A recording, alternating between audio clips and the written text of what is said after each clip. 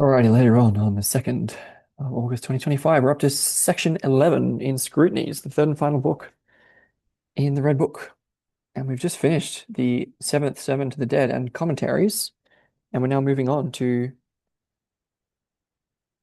what is going to be, I'm going to call,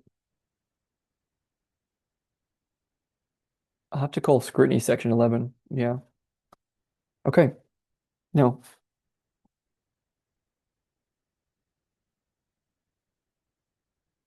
I think we finished off with, I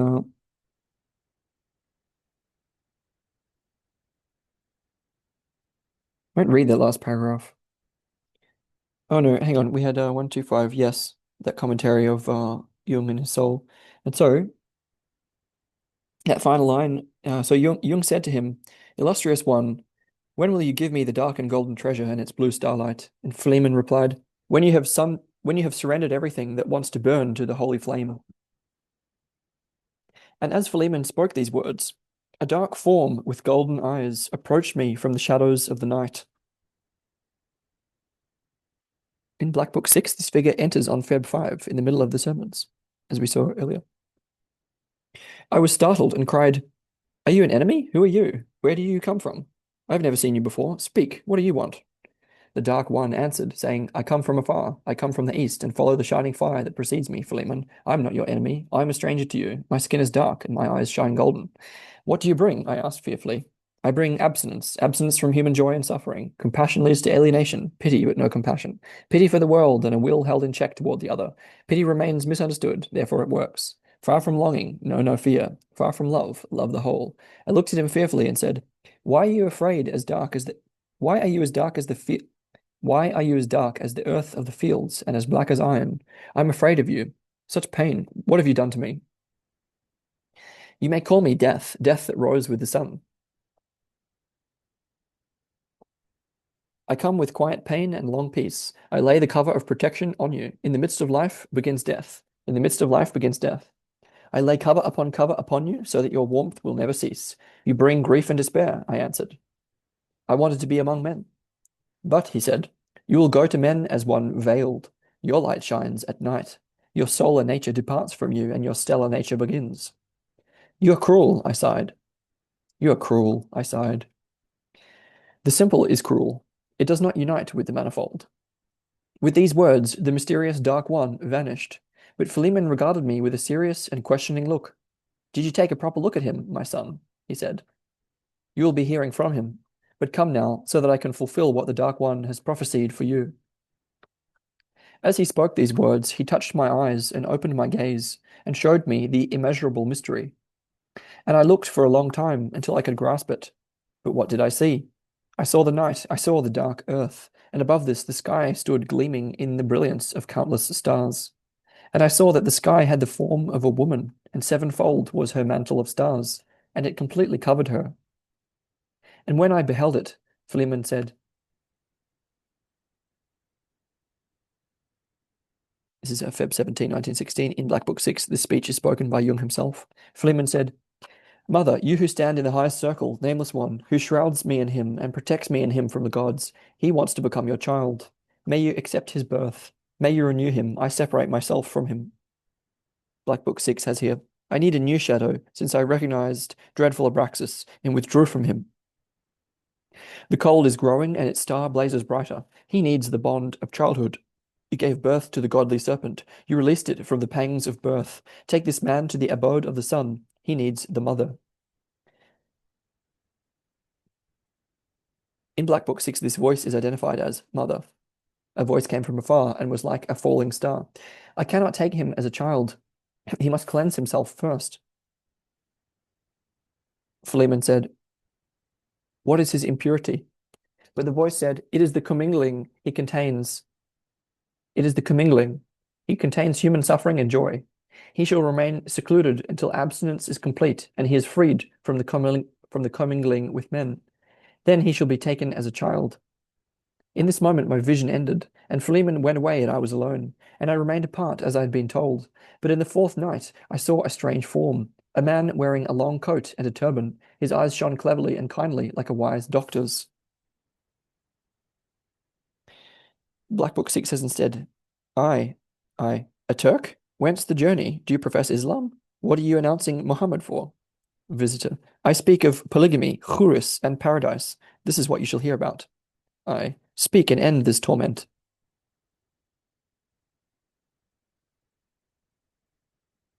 As we said, but in the fourth night I saw a strange form, a man wearing a long coat and a turban, and his eyes shone cleverly and kindly like a wise doctor's. He approached me and said, I speak to you of joy. But I answered, You want to speak to me of joy? I bleed from the thousandfold wounds of men. He replied, I bring healing. Women taught me this art. They know how to heal sick children. Do your wounds burn you? Healing is at hand. Give ear to good counsel and do not be incensed. I retorted, What do you want? To tempt me? To mock me? What are you thinking? He interrupted. I bring you the bliss of paradise, the healing fire, the love of women. The version of this dialogue in Black Book 6 includes the following interchange. I. What about polygamy, houris, and paradise? Visitor. What about polygamy, houris, and paradise? Visitor. Many women amount to many books. Each woman is a book, each book a woman. The houri is a thought, and the thought is a houri. The world of ideas is paradise, and paradise is the world of ideas. Muhammad teaches that the houri, I think it's houri, it might be houris, admit the believer into paradise. Muhammad teaches that the houri admit the believer into paradise. The Teutons said as much.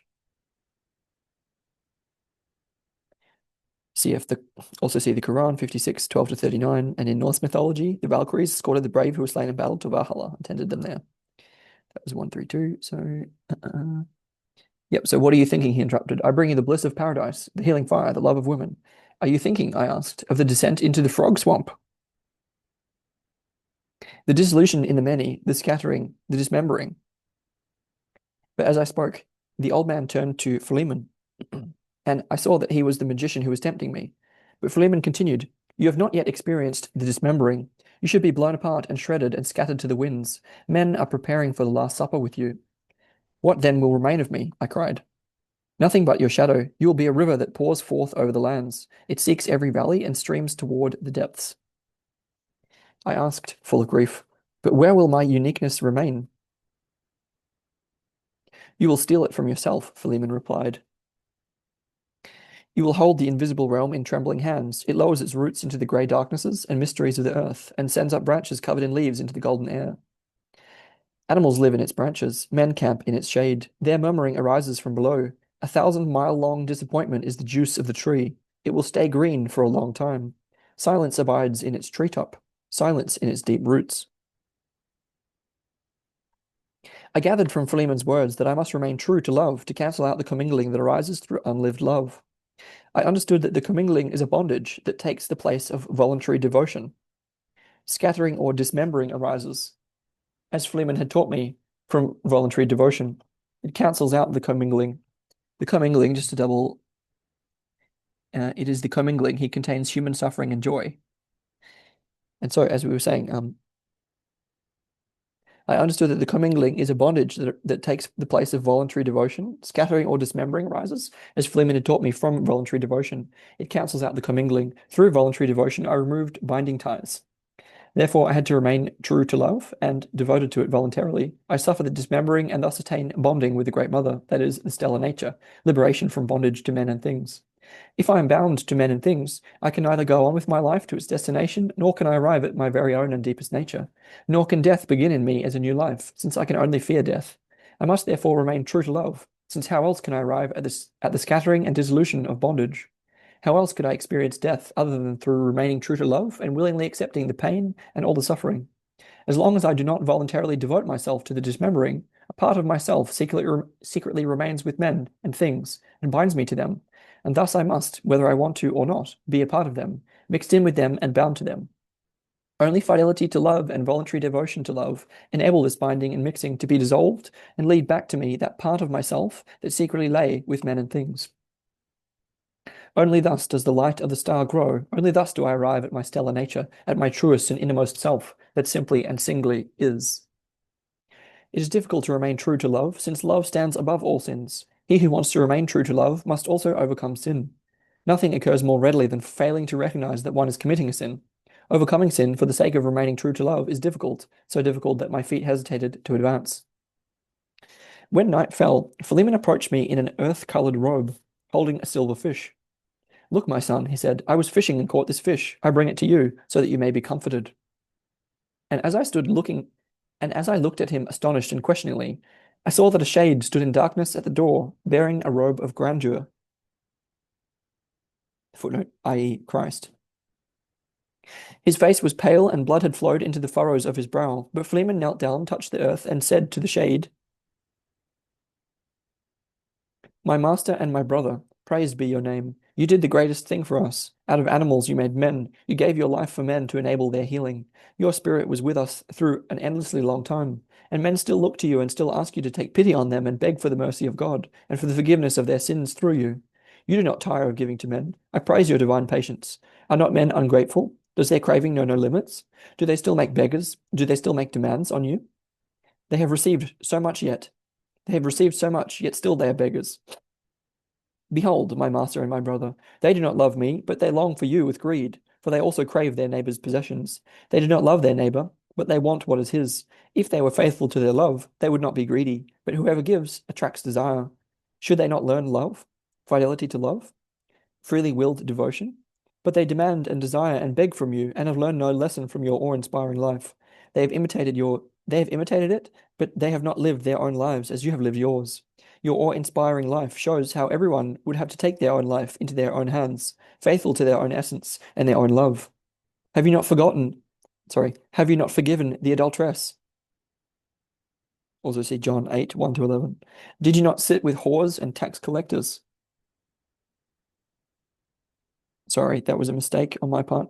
He was saying, your awe-inspiring life shows how everyone would have to take their own life into their own hands, faithful to their own essence and their own love. Have you not forgiven the adulteress?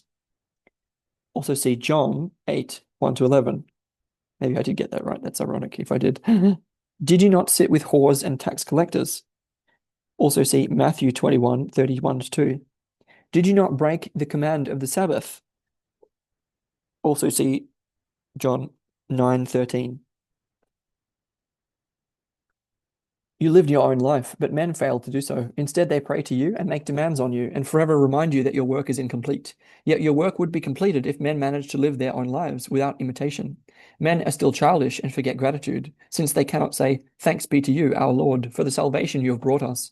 We have taken it unto ourselves, given it a place in our hearts, and we have learned to carry on your work in ourselves on our own. Through your help, we have grown mature in continuing the work of redemption in us. Thanks to you, we have embraced your work. We grasped your redemptive teaching. We completed in ourselves what you had begun for us with bloody struggle. We are not ungrateful children who desire our parents' possessions. Thanks to you, our master, we will make the most of your talent and will not bury it in the earth and forever stretch out our hands helplessly and urge you to complete your work in us. We want to take your troubles and your work upon ourselves, so that your work may be completed, and so that you may lay your weary, tired hands in your lap, like the worker after a long day's hard burden. Blessed is the dead one who rests from the completion of his work. I wanted people to address you in this way, but they have no love for you, my master and brother. They begrudge you the price of peace. They leave your work incomplete, eternally needing your pity and your care. But my master and my brother, I believe you have completed your work, since the one who has given his life, the entire truth, all his love, his entire soul, has completed his work. What one individual can do for men, you have done and accomplished and fulfilled.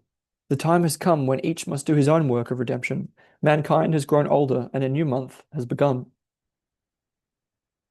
Obviously, reference to the Platonic months. When Philemon had finished, I looked up and saw that the place where the shade had stood was empty. I turned to Philemon and said, My father, you spoke of men. I am a man. Forgive me. But Philemon dissolved into the darkness, and I decided to do what was required of me. I accepted all the joy and every torment of my nature, and remained true to my love, to suffer what comes to everyone in their own way. And I stood alone and was afraid.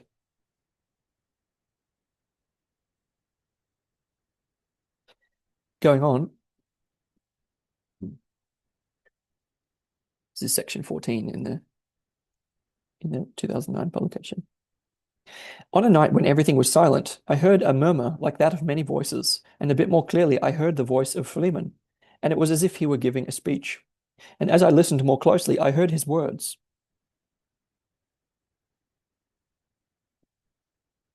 Quote, Afterward, when I had impregnated the dead body of the underworld, and when it had given birth to the serpent of the god, I went to men and saw the fullness of their affliction and their madness. I saw that they were slaying each other and that they sought the grounds for their actions. They did this because they did not have anything different or better to do. But because they were accustomed to doing nothing for which they could not account, they devised reasons that compelled them to go on killing. Stop, you are out of your minds, said the sage. Stop, for heaven's sake, and take stock of what damage you have done, said the canny one.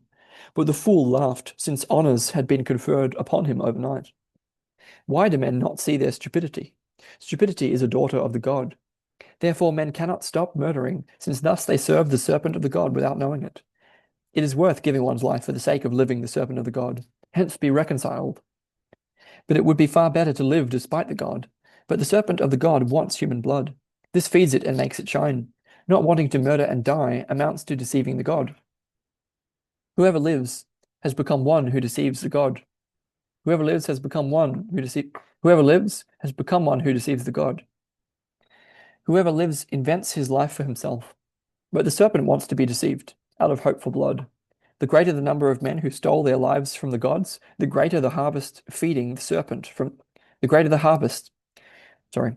The greater the number of men who stole their lives from the gods, the greater the harvest feeding the serpent from the blood-sown field.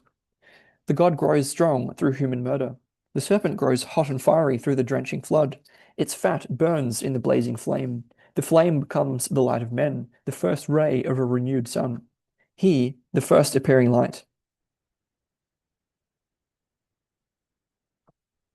I could not grasp what else Philemon said. I spent a long time pondering his words, which evidently he had spoken to the dead, and I was horrified by the atrocities that attend the rebirth of a god. May 3, 1916. And soon afterwards, I saw Elijah and Salome in a dream. Elijah appeared concerned and alarmed. Therefore, when in the following night that light was extinguished and every living sound fell still, I called Elijah and Salome so that they would answer my questions. Elijah came forward and said, I've become weak. I am poor. An excess of my power has gone to you, my son. You took too much from me. You went too far away from me. I heard strange and incomprehensible things, and the peace of my depths became disturbed. I asked, But what did you hear? What voice did you hear? Elijah answered, I heard a voice full of confusion, an alarmed voice full of warning and the incomprehensible. What did it say? I asked. Did you hear the words? Indistinctly, it was confused and confusing. The voice spoke first of a knife cutting something or perhaps harvesting, perhaps the grapes that go to the winepress. Perhaps the one wearing the red robe treads the winepress from which the blood flows. Thereupon the voice spoke of gold that lies below and that kills whoever touches it. Then I mentioned fire that burns terribly and that should flare up in our time. And then there was a malicious word that I would rather not utter. A malicious word? What was it? I asked. He answered, a word about the death of God. There is only one God, and God cannot die. Then I replied, I am astonished, Elijah. Do you not know what happened? Do you not know that the world has put on a new garb? That the one God has gone away, and that in turn many gods and many daemons have come to man? Truly, I am surprised. I am extremely surprised. How come? How could you not have known? Know you nothing of the new that has come to pass? Yet you know the future. You have foresight. Or maybe you should not know what is. Or maybe you should not know what is. Do you ultimately deny what is? Footnote before Salome interrupts. In memories, as in MDR, Jung stated, the figures of the unconscious are also uninformed and need man or contact with consciousness in order to attain knowledge. When I began working with the unconscious, I found myself much involved with the figures of Salome and Elijah. Then they receded, but after about 2 years they reappeared. To my complete astonishment, they were completely unchanged. They spoke and acted as if nothing had happened in the meanwhile. In actuality, the most incredible things had taken place in my life. I had, as it were, to begin from the beginning again, to tell them all about what had been going on and explain things to them. At the time, I'd been greatly surprised by this situation. Only later did I understand what had happened. In the interval, the two had sunk back into the unconscious and into themselves, I might equally put, into timelessness.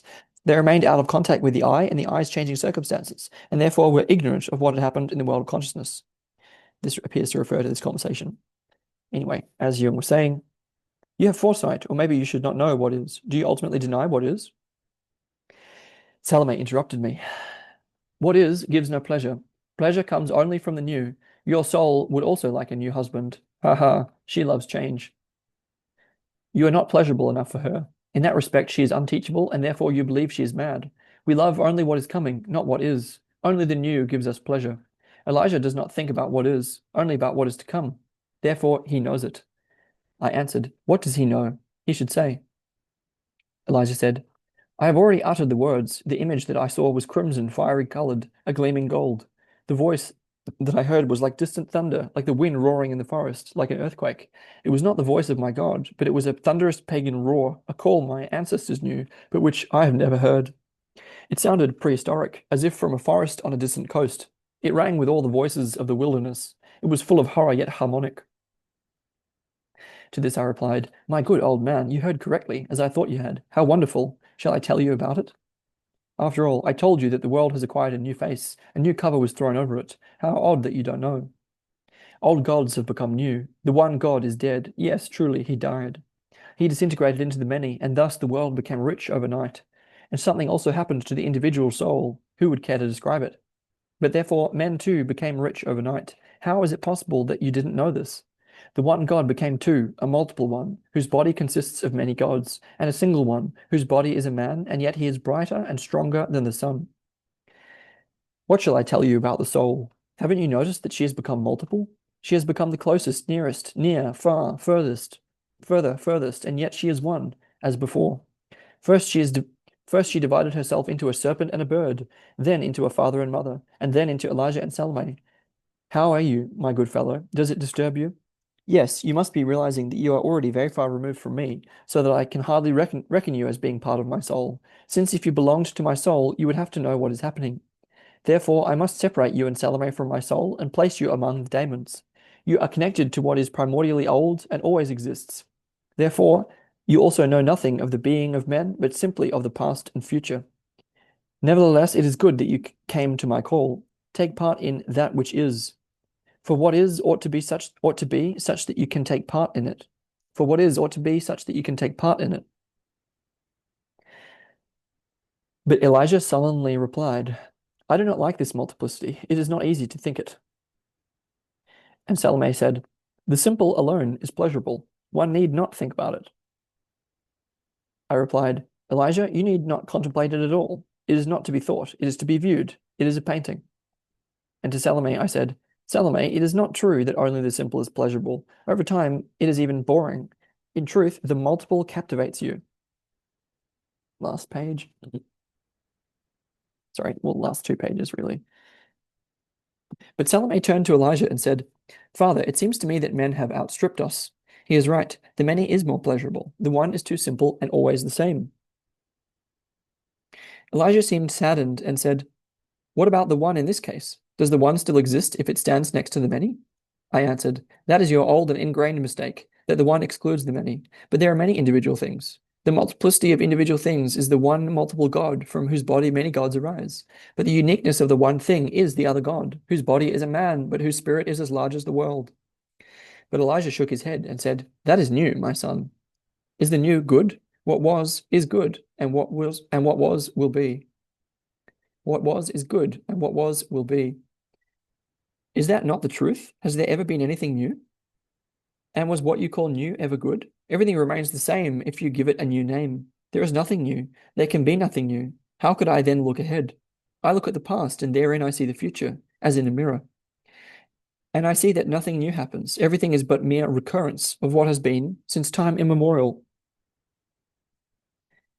Eternal return. What is your being? An appearance, a darting light? Tomorrow it is no longer true. It is gone. It is as if it never was. Come, Salome, let us go. One is mistaken in the world of men. But Salome looked back and whispered to me while leaving. Being and multiplicity appeal to me, even if it is not new and not eternally true. Thus they disappeared into the dark night, and I returned to the burden signified by my existence. And I sought to do everything correctly that seemed to me to be a task, and to take every way that seemed to me to be necessary for myself. But my dreams became difficult and laden with anxiety, and I did not know why. One night my soul suddenly came to me as if worried, and said, May 31, 1916, Listen to me. I am in a great torment. The son of the dark womb besieges me. Therefore your dreams are also difficult, since you feel the torment of the depths, the pain of your soul, and the suffering of the gods. I answered, Can I help? Or is it superfluous that a man elevates himself to being a mediator of the gods? Is it presumption, or should a man become a redeemer of the gods, after men are saved through the divine mediator? You speak the truth, my soul replied. The gods need a human mediator and rescuer. With this man, with this man paves the way to crossing over and to divinity. I gave you a frightening dream so that your face would turn to the gods. I let their torment reach you so that you would remember the suffering gods. You do too much. You do too much for men, since they are the masters of your world. You can, in effect, help men only through the gods, not directly. Alleviate the burning torment of the gods. I asked her, So tell me, where do I begin? I feel their torment and mine at the same time, and yet it is not mine, both real and unreal. That is it, and this is where separation should occur, my soul replied. But how? My wits fail me. You must know how. Your wits fail quickly, she retorted, but the gods need precisely your human wits. And I, the wits of the gods, I added, and thus we run aground. No, you are too impatient. Only patient comparison provides a solution, not one side taking a quick decision. It requires work. I asked, What do the gods suffer from? Well, my soul replied, You have left them with torment, and since then they have suffered. Rightly so, I cried. They have tormented men enough. Now they should get a taste of it. She answered, But what if the torment also reaches you? What have you gained then? You cannot leave all suffering to the gods, or else they will draw you into their torment. After all, they possess the power to do so. To be sure, I must confess that men too possess a wondrous power over the gods through their wits. I answered, I recognize that the torment of the gods reached me. Therefore, I also recognize that I must yield to the gods. What is their desire? They want obedience, she replied. So be it, I answered. But I fear their desire. Therefore, I say, I want to do what I can. On no account will I take back onto myself all the torment that I had to leave to the gods. Not even Christ took torment away from his followers, but rather he heaped it on. I reserve conditions for myself. The gods should recognize this and direct their desire accordingly. There is no longer any unconditional obedience, since man has stopped being a slave to the gods. He has dignity before the gods. He is a limb that even the gods cannot do without. Giving way before the gods is no more. So let their wish be heard. Comparison shall accomplish the rest, so that each will have his appropriate part. My soul answered, The gods want you to do for their sake what you do not want to do. I thought so, I exclaimed. Of course, that is what the gods want. But do the gods also do what I want? I want the fruits of my labor. What do the gods do for me? They want their goals to be fulfilled. But what about mine? This infuriated my soul, and she said, You are unbelievably defiant and rebellious. Consider the fact that the gods are strong. I know, I replied, but no longer is there any unconditional obedience. When will they use their strength for me? They also want me to place mine in their service. What is their payment in kind? That they are tormented? Man suffered agony, and the gods were still not satisfied, but remained insatiable in their devising of new torments. They allowed man to become so blinded that he believed that there were no gods, and that there was only one God who was a loving father, so that today someone who struggles with the gods is even thought to be crazy. They have thus prepared this shame too for those who recognize them, out of boundless greed for power. Since leading the blind is not easy, they will corrupt even the slaves. They will corrupt even their slaves.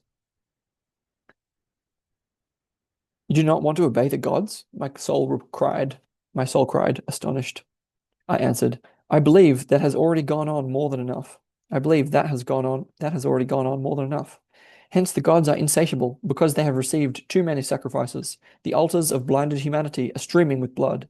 But dearth makes contentment, not abundance. May they learn dearth from men. Who does something for me? That is the question that I must pose. In no case will I do what the gods would have to do. Ask the gods what they think of my suggestion. Then my soul divided herself. As a bird, she swooped up to the higher gods, and as a serpent, she crawled down to the lower gods. Soon afterward, she returned and said, troubled, The gods are outraged that you do not want to be obedient. That bothers me very little, I replied. I have done everything to placate the gods. May they do their share now. Tell them, I can wait. I will let no one tell me what to do. The gods may devise a service in return. You can go. I will call you tomorrow so that you can tell me what the gods have decided. Last page. As my soul departed, I saw that she was shocked and worried, since she belonged to the race of the gods and daemons, and forever sought to convert me to their kind, as my humanity would like to convince me that I belong to the clan and must serve it. When I was asleep, my soul came again, and in a dream cunningly painted me as a horned devil to terrify me and make me afraid of myself. In the following night, however, I called my soul and said to her, Your trick was recognized. It is to no avail. You do not frighten me. Now speak and convey your message. She answered, The gods give in. You have broken the compulsion of the law. Therefore I painted you as a devil, since he is the only one among the gods who bows to no compulsion. He is the rebel against the eternal law, to which, thanks to his deed, there are also exceptions. Thus one does not necessarily have to. Thus one does not necessarily have to. The devil is helpful in this respect, but it should not happen without seeking counsel from the gods. This detour is necessary, or else you will fall prey to their law despite the devil. Here the soul drew near to my eye. Here the soul drew near to my ear and whispered, The gods are even happy to turn a blind eye from time to time, since basically they know very well that it would be bad for life if there were no exception to eternal law. Hence their tolerance of the devil. She then raised her hand and cried loudly, The gods have mercy upon you and have accepted your sacrifice. And so the devil helped me to cleanse myself from commingling in bondage. And the pain of one-sidedness pierced my heart, and the wound of being torn apart scorched me. There's now a 15th and final section in Scrutinies, which reads, firstly, June 1, 1916. It was noon on a hot summer's day, and I was taking a stroll in my garden when I reached the shade of the high trees. When I met, gosh, it was noon on a hot summer's day, and I was taking a stroll in my garden. When I reached the shade of the high trees, I met Philemon strolling in the fragrant grass. But when I sought to approach him, a blue shade came from the other side. In Black Book 6, the shade is identified as Christ. A blue shade came from the other side. And when Philemon saw him, he said, I find you in the garden, beloved. The sins of the world have conferred beauty upon your countenance. The suffering of the world has straightened your shape. You are truly a king. Your crimson is blood. Your ermine is snow, or ermine. Your ermine is snow from the coldness of the poles. Your crown is the heavenly body of the sun, which you bear on your head. Welcome to the garden, my master, my beloved, my brother.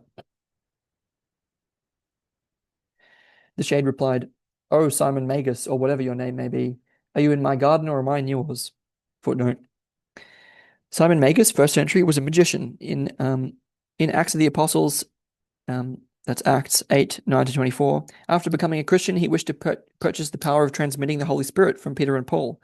Jung saw this account as a caricature. Further accounts of him are found in the apocryphal Acts of Peter and in writings of the Church Fathers. He's been seen as one of the founders of Gnosticism, and in the 2nd century, a Simonian sect arose. It's like Simon Says. He is said to have always traveled with a woman whom he found in a brothel in Tyre, who was the reincarnation of Helen of Troy. Jung cited this as an example of the anima figure. Okay, that's about Simon Magus. And so the shade replied, Oh, Simon Magus, or whatever your name may be, are you in my garden or am I in yours? Philemon said, You are, O master, in my garden. Helena, or whatever you choose to call her, and I are your servants. You can find accommodation with us. Simon and Helena have become Philemon and Baucis, and so we are the hosts of the gods. We granted hospitality to your terrible worm. And since you come forward, we take you in. It is our garden that surrounds you. Footnote. In MDR, Jung commented, In such dream wandering, one frequently encounters an old man who is accompanied by a young girl, and examples of such couples are to be found in many mythic tales. Thus, according to Gnostic tradition, Simon Magus went about with a young girl, whom he had picked up in a brothel. Her name was Helen, and she was regarded as the reincarnation of the Trojan Helen. Klingsor and Kundry, Lao Tzu, and the dancing girl likewise belong in this category. Moving on. The shade answered, Is this garden not mine? Is not the world of the heavens and of the spirits my own? Philemon said, You are, O master, here in the world of men. Men have changed. They are no longer the slaves and no longer the swindlers of the gods, and no longer mourn in your name, but they grant hospitality to the gods. The terrible worm, i.e., Satan, came before you, whom you recognize as your brother, insofar as you are of divine nature, and as your father insofar as you are of human nature. In Black Book 6, this sentence reads, Your brother came before you, O master, the terrible worm, whom you dismissed when he gave you clever counsel in the desert with a tempting voice. You dismissed him when he gave you clever counsel in the desert. You took the counsel but dismissed the worm. He finds a place with us. But where he is, you will be also. Black Book 6 continues, Since he is your immortal brother. When I was Simon, I sought to escape him with the ploy of magic, and thus I escaped you. Now that I gave the worm a place in my garden, you come to me. The shade answered, Do I fall for the power of your trick? Have you secretly caught me? Were not deception and lies always your manner? But Philemon answered, Recognize, O master and beloved, that your nature is also of the serpent. Were you not raised on the tree like the serpent? Have you laid aside your body like the serpent its skin? Have you not practiced the healing arts like the serpent? Did you not go to hell before your ascent? And did you not see your brother there, who is shut away in the abyss? Then the shades said, You speak the truth. You are not lying. Even so, do you know what I bring you? This I know not, Philemon answered. I know only one thing, that whoever hosts the worm also needs his brother. What do you bring me, my beautiful guest? Lamentation and abomination with a gift of the worm. What will you give us? The shade answered, I bring you the beauty of suffering. That is what is needed by whoever hosts the worm. So that finishes what is going to be the 50th video in the series on the Red Book, Scrutinies, Section 11, which is the aftermath of 7 Sermons to the Dead.